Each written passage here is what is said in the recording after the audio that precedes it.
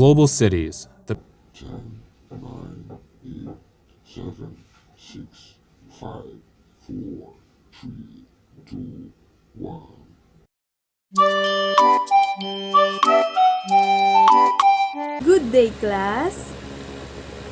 Good day po, Ma'am Smith. Good day po, ma'am. Before I start, I have a question for all of you. What comes to your mind when you hear global cities?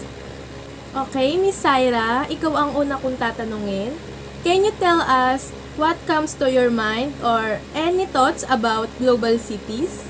Kami po ma'am, yung global city is a city generally considered to be an important node in the global economic system. The concept comes from geography and urban studies.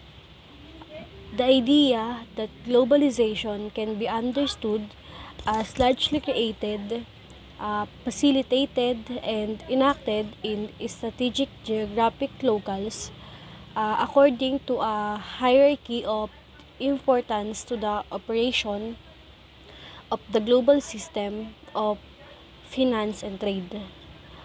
The most complex of these entities is the global city. Kung saan yung linkages binding ng city ay merong direct and tangible effect sa global affairs through socio-economic. To some research on global cities concentrated on key urban centers such as London, New York, Paris, and Tokyo have been traditionally considered the big world or the big four world cities. Thank you, Miss Syra. And how about you, Mr. Hernandez? What comes to your mind when you hear global cities? City is the concurrence of the globalizing forces like amalgamation of population, migration of people, production flow, and birth of diverse ideas and lived experiences of individual within the city. The key indicator of global city is the establishment of cultural diversity due to migration and human mobility. Because of mobility and migration, there is now a wide spread of cosmopolitan consumption, cosmopolitan work culture, global networking, and the newly conceptualized global transnational relation. Global is a combination of words, globalization and localization. These are globally marketed products and services into local markets. It goes beyond its host nation and recreation of the global city. Thank you po, ma'am. Also, thank you, Mr. Hernandez. And last, you, Miss Samson, any thoughts about global cities? Po, ma'am, global city is the cities that attract large international businesses and related expatriate communities. Example of global cities are London, Tokyo, and Singapore. Thank you for the very good answers, class. And kahit hindi pa tayo nagsisimula sa klase natin is kahit papaano ay may alam tayo about global city and subukan nating mas palawakin kung ano nga ba ang global city. Trend you've never heard of. Well, besides 4D printers, Google Gas, wireless clotheslines, and something called Ploxine, whatever that is. There are several things you should know about global cities, starting with the fact that you're probably living in one. Nearly 1 billion people reside in 60 global cities. Although most global cities have large populations, size isn't all that matters. Let me explain. Okay? Here are some key facts to know about global cities. First, global cities drive the global economy. They are economic powerhouses with head offices, business services, legal and consulting expertise, exchanges, banks, and global corporations. Second, they drive connectivity. Major airports and solid transit infrastructure make global cities accessible. That helps attract tourists who, in Chicago, preserve our bean selfie industry and keep Navy Pier in business.